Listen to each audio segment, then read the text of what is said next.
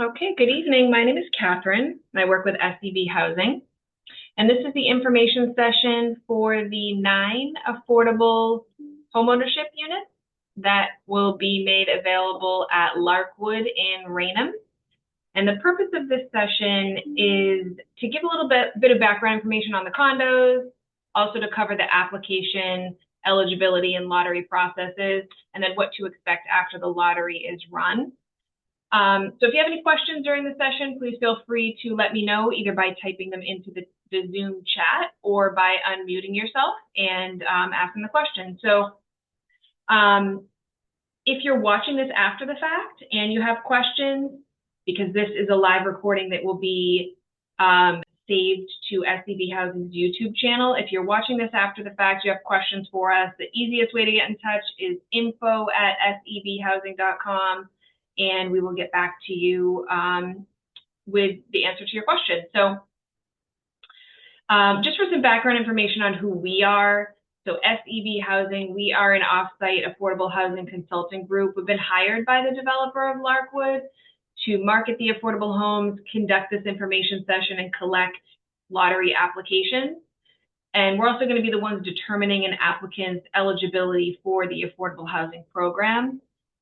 And then we'll eventually run the lottery. So we're not part of the sales team for the condos. We haven't seen them in person, but in the initial phases, we're going to be your main point of contact rather than the sales team at Larkwood. Further along in the process, you'll have more direct contact with the sales team if you are invited to move forward towards purchasing one of the homes.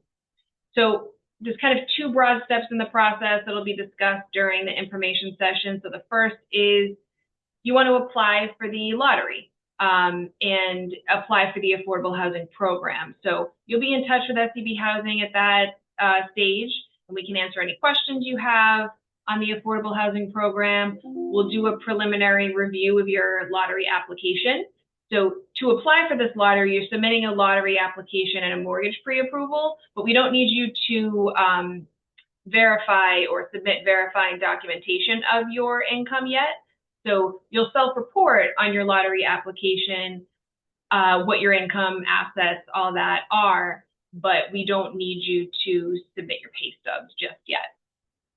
So we'll do that preliminary review of your application, and we will let you know if you are eligible to be entered into the lottery, and you'll be given a position on the waiting list after the lottery drawing. And then, of course, the second step in the process involves reserving and actually purchasing one of the homes. And your opportunity to do that will depend on your placement on the waiting list after the lottery. So I'll discuss a little bit more about that in a few minutes. But if you haven't already done so, we encourage you to go to our website, sebhousing.com. If you click on Affordable Housing Opportunities and select I want to buy, and then you select Larkwood, because that's going to come up as a homeownership property, you'll be taken to a page specific to Larkwood with a downloadable version of the application, as well as a sample deed rider. I'll talk more about the deed rider later on as well, but that'll be something that is required for the affordable program. And then an information packet as well. So a lot of the information in the information packet is what I'm going to be covering during the session tonight, but not all of it will be covered. So even if you're attending this session, we recommend that you take a look at that information packet just because there is a lot of useful information in there. And then if you choose to apply for the lottery to purchase one of the homes at Larkwood, like I said, you're going to submit that lottery application with your mortgage pre-approval. You can send it to us in one of several ways. So you could send it to info@sebhousing.com as a scanned application. That's what most people do. They scan it into us as an attachment to an email. You could also fax it to us. There's a fax number on the first page of the application. You can send it by regular mail to our Needham address, or if you're in the Needham area, that is where our office is located, and there's a drop box located on the left side of that building that you'll be able to access. So whichever one of those options works best for you, we encourage you to get your lottery application in early if you think you're interested in this opportunity. It is a fairly brief application. Like I said, there's no supporting documentation that's necessary at this point in this early stage. and it's just the mortgage pre-approval that you need to submit. Application, so the application deadline is July 15th, so a little bit less than a month from now is when those applications are due with the mortgage pre-approval. And they would need to be delivered or postmarked by that date to be considered for the lottery. So the condos at Larkwood, there's a few different phases going on in terms of their construction. So we've already had one lottery for Larkwood, for condominiums at Larkwood, which is why all of our marketing documentation says phase 2. And this phase includes 9 condos. They all are the same price point. So the sales price for all of these affordable condos are $285,900 with the same condo fees for all of them as well, $178 a month. And there's several different style homes, as you can see, both on your screen and then in the information packet, it makes that clear. So there is 4 Magnolia homes. That's the style name. And then also there's 4 Dogwood style homes and 1 Alder style home. If you go to their website, so livelarkwood.com, the Magnolia and the Dogwood style homes have their floor plan listed or available on the website. So you can take a look at that. It will be the same as the affordable home. You know, these are the floor plans for those style homes. Alder is not listed there, I believe, because it's a new addition to the styles that they're offering. But like I said, they're all the same price point, and those are the style homes that you want to look at there. So they're all in townhome style buildings. So there's 3 units side by side, and the units are only going to be made available, the affordable condos are only going to be made available to households with incomes at or below 80% of the area median income for the Raynham area. The sales prices are significantly lower than the market rate homes within the community. So the affordable condos, like I said, are going for about $285,900, and the market rate condos that are selling in the community are selling for about between $569,000 and $599,000. Since these homes are only going to be made available to households that qualify for the affordable housing program, that's why we're having this lottery. So there likely will be more applicants in the lottery. I think there already are more applicants in the lottery than there are available homes. So that's why part of the reasons the lottery needs to take place. The affordable prices are set by a formula that the affordable housing program dictates. So the area median income for Raynham comes into consideration. That is set by the Federal Department of Housing and Urban Development. So HUD sets those AMIs each year. Raynham has a specific area median income that is used. Since these are affordable homes, they're going to have what's called the deed rider filed along with the deed at the time of purchase. So that ensures that the home remains affordable even after maybe the initial owner decides to sell the property or moves out. In part, what the deed rider is going to do is it's going to limit the amount for which you can eventually resell the condo. So we like to tell people this opportunity isn't for you if you're looking to buy the condo, flip it, resell it in a year or two, for example. It doesn't mean that you won't be able to make a profit when you do sell it, but it does mean the deed rider is saying that you need to sell the property to a affordable buyer. So that process is facilitated by the state. So you might have some return on investment, but you shouldn't accept the same kind of appreciation that market rate homes might be going for in the area. And the resale price is listed on the last page of the information packet. It also is based on a formula that considers the area median income. Another thing that the deed rider says is that the property needs to be your primary residence, so you can't rent it out. It is a Verbo or an Airbnb or something like that. And then also, if you want to refinance or make capital improvements like a new roof or an addition or something in the future, Mass Housing would need to approve that. That's the agency that's overseeing the property. But again, these are brand new homes. Those types of improvements might not be needed for many years. And then again, the mortgage pre-approval that needs to be submitted along with your property, if you haven't, along with the lottery application, I mean, if you haven't already obtained a mortgage pre-approval with the bank, we suggest that you do that pretty soon. After you review that information packet, page 8 of the information packet lists the required mortgage pre-approval standards for the affordable housing program. So we like to suggest that interested buyers who are looking to get a mortgage pre-approval, you might bring page 8 of the information packet with you when you're going to the mortgage lender or the bank. You want to show that to them so that they know that this is part of the affordable program and they're going to offer you a mortgage product that is applicable. You don't want to bring them, you do actually want to still bring them a copy of the deed rider as well. That's listed in our website listing. So if you go to our website and see the Larkwood listing there's going to be a PDF of a sample deed rider. They should see that as well, because sometimes the information in the deed rider is problematic for some mortgage lenders. Certain loans won't accept all terms of a deed rider. For example, the loan needs to have a fixed interest rate throughout the term of the mortgage. So it also can't be an FHA or a VA loan, because those types of loans don't accept the deed restriction for this affordable housing program. So you don't want to be in a situation where a mortgage lender or a bank grants you a mortgage pre-approval when they actually don't have all the information they need, and they would need to back out of giving you that mortgage when the time comes. We also like to mention too that in our experience, it's been very difficult or even impossible for Bank of America to successfully close as a lender. So you might want to steer clear of them and for your mortgage pre-approval or your mortgage, because it seems like their mortgage products aren't suited for the affordable program.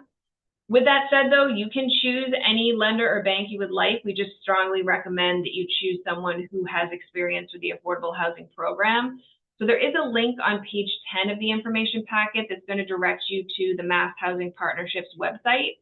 That website is a great resource to find lenders who are familiar with affordable housing in Massachusetts. There's a ton of them listed. So if you go in there, it's most banks have a representative that would be on Mass Housing Partnerships list. And the mortgage pre-approval standards state that you have to provide a down payment of at least 3% of the purchase price. Half of that, 1.5%, needs to come from your own funds, unless you're receiving some sort of a grant or down payment assistance from a nonprofit.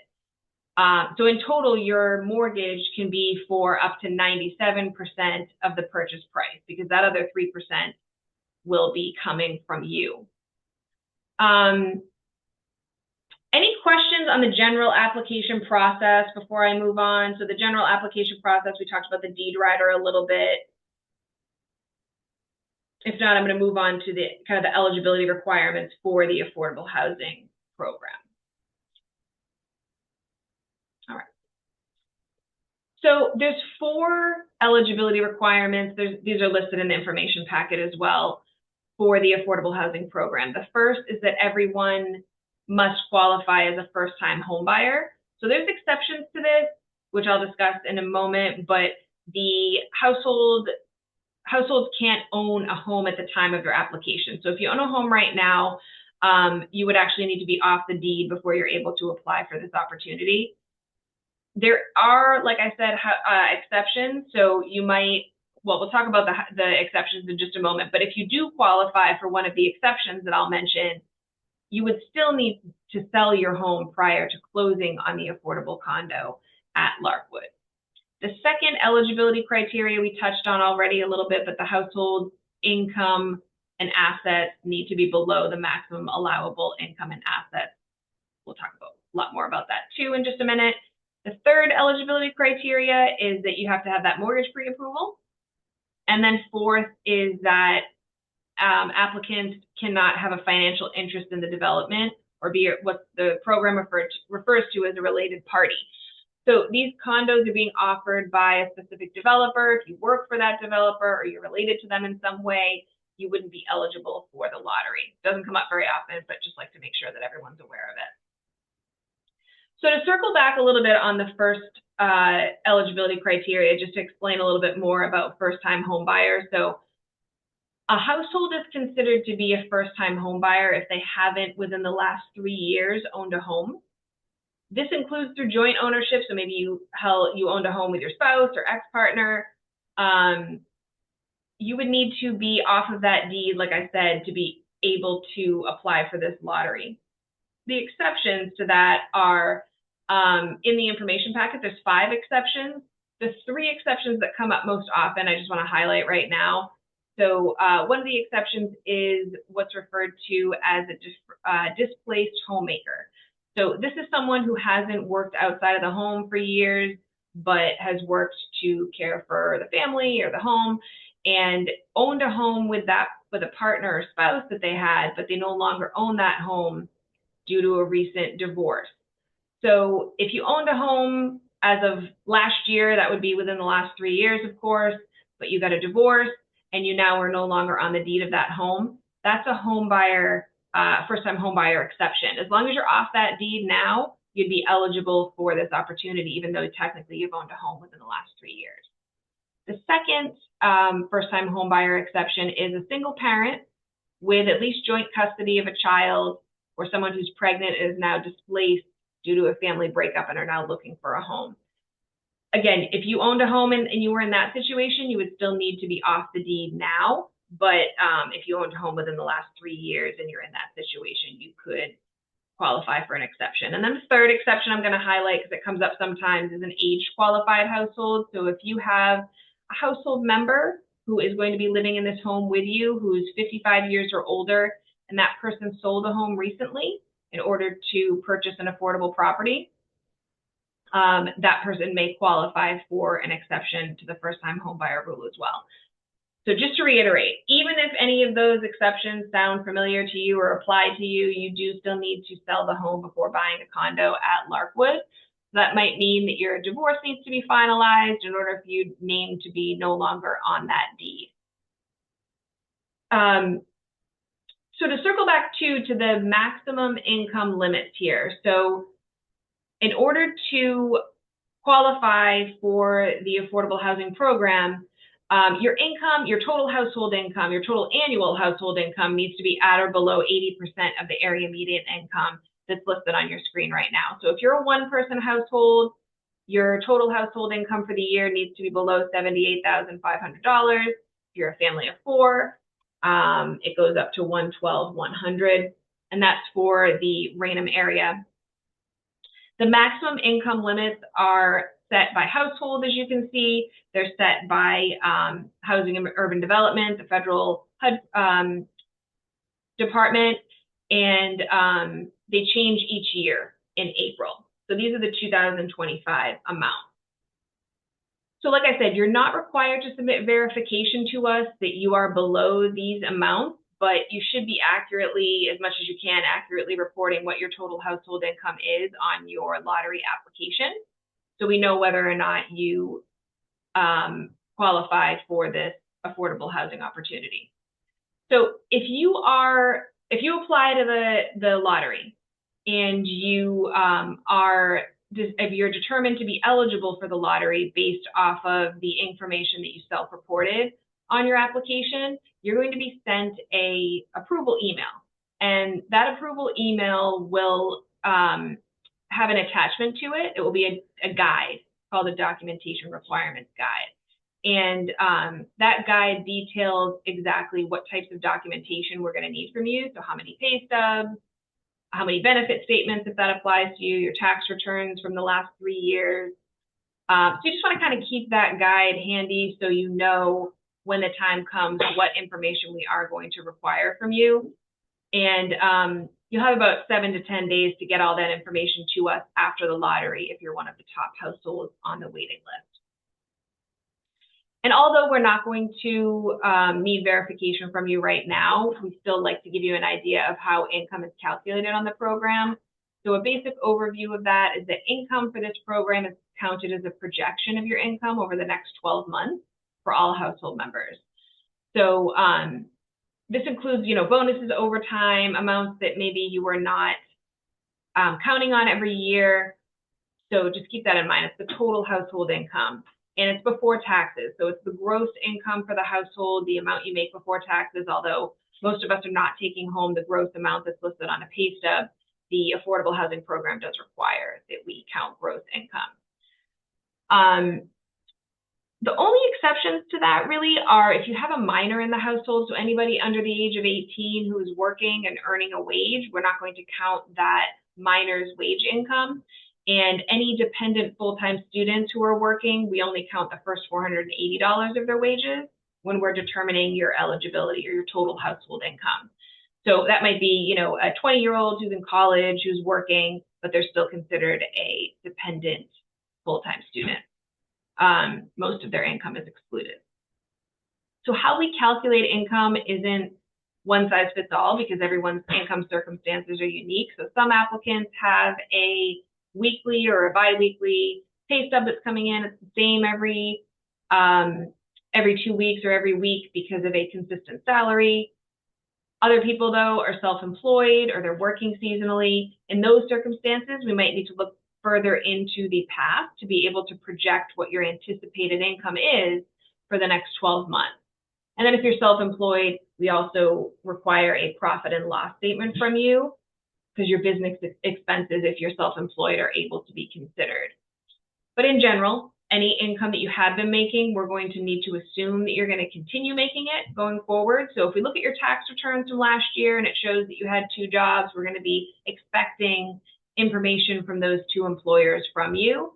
And, if you maybe are not working at one of those employers anymore, you could submit a letter from that employer, that former employer, confirming that you're no longer there. So when you're filling out your application, just do the best you can to write down everything that you have coming into the household. So not just wages, but it could be Social Security, child support, unemployment benefits, anything like that that might be applicable to your household. So question here, and I'm about to get to assets, and the answer is yes.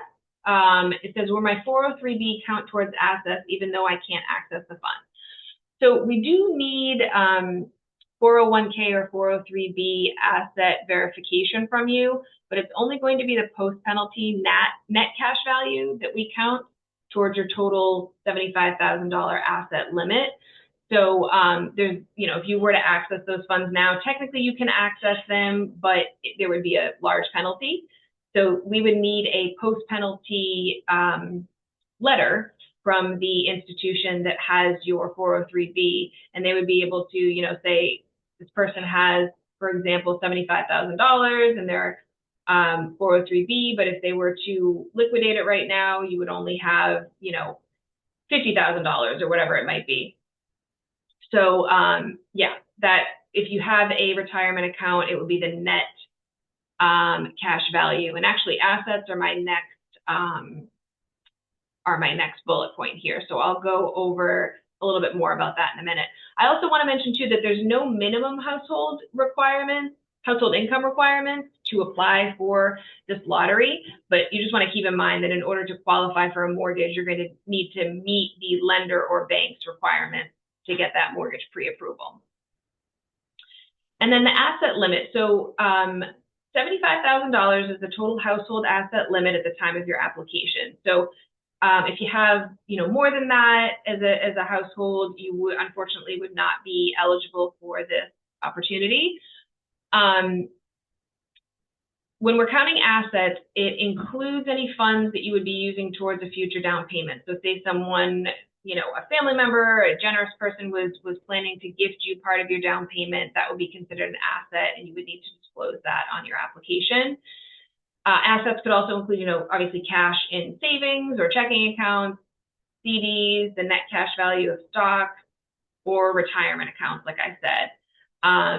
Also, the amounts that you have in like a Venmo or a PayPal account, those are considered assets as well. Any income that is generated by your assets, that income is going to be counted. So most people aren't generating a whole lot of income, but just keep that in mind for your assets as well.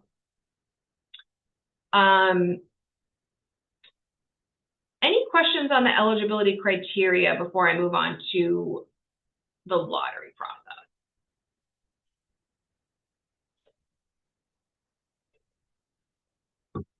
So like I said before, if you're interested in this opportunity, we just encourage you to get your application in early. We can let you know if anything appears to be missing or if you have any questions. And we're going to review your application and contact you if we have any questions on it. If you're found to be eligible for the lottery, you're going to get that email that I mentioned. Your lottery application number will be included in that email, and it will be in the form of a series of numbers. So as you can see on the screen now, it says like it would be 001, for example. If you were the first person to submit a complete approved application for Larkwood, your lottery application number will be A.001. That's just meant to be an anonymous identifier, so your name isn't called during the lottery itself. It's not a ranking of any sort at this point. Again, it just corresponds with whether or not or the order in which we approved your application. I mentioned the lottery deadline, the application deadline is July 15th, but the lottery itself is going to be held on July 28th. And it will be held virtually at 6 p.m., just like this session. It's going to be a Zoom session. And during the lottery session, there's going to be either the numbers will be drawn from a box and held up to the screen so you're able to see the numbers and recorded, or it will be sorted by a computer and screen shared like my PowerPoint is now. So you're able to see the results in real time. Every lottery number is going to be drawn during the lottery. Sometimes we think, there's 9 condos, so there's going to be 9 numbers drawn, and those are going to be the households who were able to purchase the condos. But that's not the way that this, or that's not the reason for this lottery. Basically, we're going to draw every number, and we're going to establish the waiting list for the condos, and it just creates an order of priority for the next steps in the process.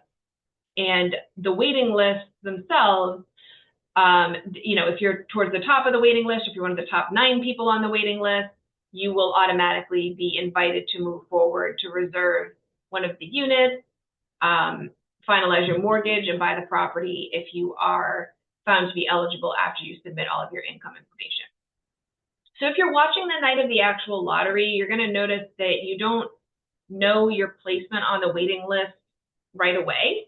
All applicant numbers are going to be drawn, like I said, but all households, regardless of their household type. So you might be a type 1 household, a type 2 household, a type 3 household. And what that basically means is if you're a type 3 household, you have priority for these condos because there are 3-bedroom condos. If you're a smaller household, maybe you're just a 1-person household or a 2-person household who only needs 2 bedrooms, then you're not going to have priority. You can still apply, but you won't have first priority.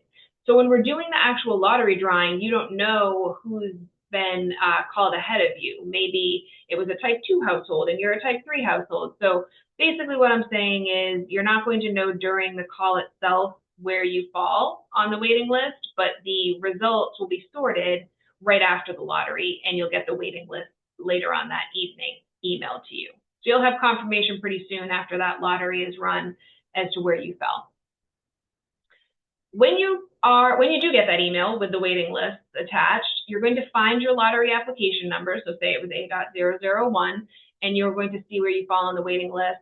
And you're going to know that if you're one of the top households, you're going to be sent, SEB Housing is going to send you an invite to move forward in the process and gather your income, asset, and tax documentation that you'll need to confirm your eligibility for this opportunity. So hopefully by that point, you've been able to take a look at that guide that I mentioned, and you're going to have all of your pay stubs. But you'll have about a week or so to get that information into us. It is a lot of information that needs to come in for some people, so just know that we work with you. You know, if you submit some of your documentation up front, but maybe you need a couple more days to get your tax returns to us, for example, we're pretty flexible in working with you on that as long as you stay in communication with us, of course. And then once we receive your application packet, we're going to review it, respond to you within a few days, and let you know if we have any questions or anything before we are able to approve it. If SEB Housing ultimately finds that you're eligible for the to move forward in the process, you're eligible for the program, our next step is to send your file to the monitoring agent that's been assigned by Mass Housing. Again, Mass Housing is that entity that is in charge of the enforcing the affordable housing program for this property, and they have selected CHAPA, which is an agency called, the acronym stands for Citizens Housing and Planning Association. That is the monitoring agent for this property, and they will be doing a file review of any buyer's files after SEB Housing does, and they will give us the green light for whether or not a buyer is eligible to move forward in the process. So once CHAPA, the monitoring agent, has approved your application, the process starts to be very similar to the steps you would take if you were purchasing a market rate home. That's the point too. You've been approved by both SEB Housing and the monitoring agent. A lot of people decide that they want to hire an attorney to assist in navigating through the home buying process. We encourage you to do that. That's perfectly acceptable on this program. It's a huge decision. We want to make sure that you feel comfortable and well represented. So I wouldn't recommend doing that early in the process, but if you are clearly going to be moving forward in the process and you've been approved by SEB Housing and the monitoring agent, you may want to do that. Question came in here. So type 2 at the top of the lottery list could still be moved down the list because a lower number is type 3. Right. So I'm going to actually pull up the information packet and the order of priority of the waiting list so you can see that. This is a question that comes up all the time. So I'm going to move this over here so you can see this is the waiting list. This is the priority of the waiting list. So all type 3 households are going to be first on the waiting list, type 2 households, and type 1 households. So if you're a type 3 household, that usually means, let me look at the household size here. This is what you will be if you're a type 3 household: 6-person households, 5-person households, 4-person households, and then some 3 and 2-person households, and then type 2 and 3, for example.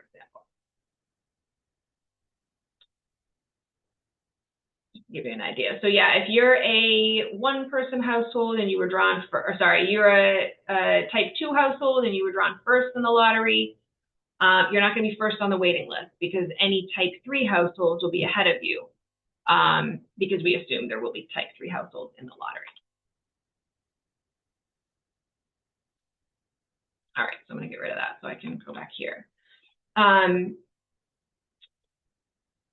So like I said, once the monitoring agent has reviewed your application and approved it, SEB Housing is going to be informed and we will put you in touch with the developer to schedule a time to tour the condo if you haven't already and complete the reservation agreement.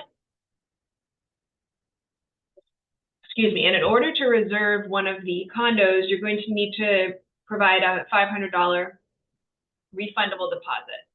After you reserve the home, you're going to have about 10 business days to have the purchase and sale agreement signed, and you're going to place a required deposit. So that 1.5% of the sales price minus the $500 that you paid when reserving the unit will be due at purchase and sale. The purchase and sale agreement includes certain agreed upon contingencies and also a closing date, and it's one of the final steps in the home buying process. So once you've made it to that point, the finish line is very near for the purchase. You'll then need to go back to your lender, so your mortgage lender, who issued your mortgage pre-approval, and obtain a mortgage commitment. I'm sorry. This process varies a little bit depending on the lender, but generally They're going to need to review all of the documents up until this point, so they're going to want to see your purchase and sale agreement.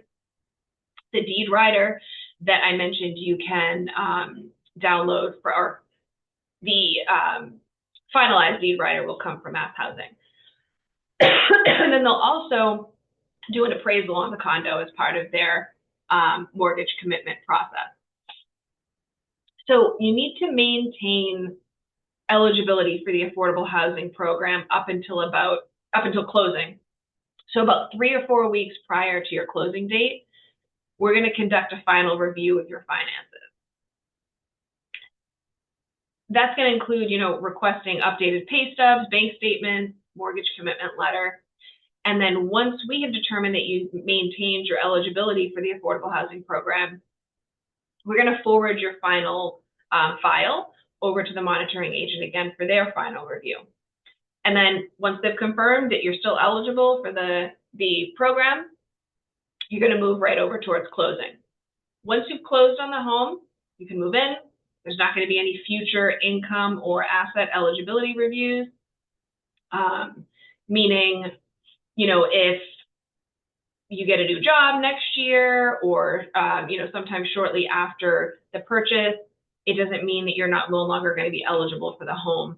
As long as you're eligible for the home at closing or for the affordable housing program at closing, then you're all set. So you don't want to, you're not going to expect any kind of check-ins on any of that while you are living in the home. One other thing that I want to mention that's kind of off topic, but sometimes we get a question on the tax rate, the estimated annual taxes for the property. The annual taxes for the condo are estimated based off of the affordable sales price. So the Raynham tax rate, with the current Raynham tax rate, the annual taxes are estimated at about $3,400 a year. Just want to throw that out there because there is usually some questions on that. And that about covers everything I wanted to get to from the information packet. Again, you can find the lottery application for the affordable homes at Larkwood on our website. So if you go to info@sdbhousing.com and then go to affordable housing opportunities and ownership, I want to buy, it says. And then, of course, there's that sample deed rider that you want to take a look at and have your mortgage lender look at, and the information packet is there as well. Any other questions? Application deadline is July 15th, like I said, so I think about 3 weeks from today, if you haven't already applied.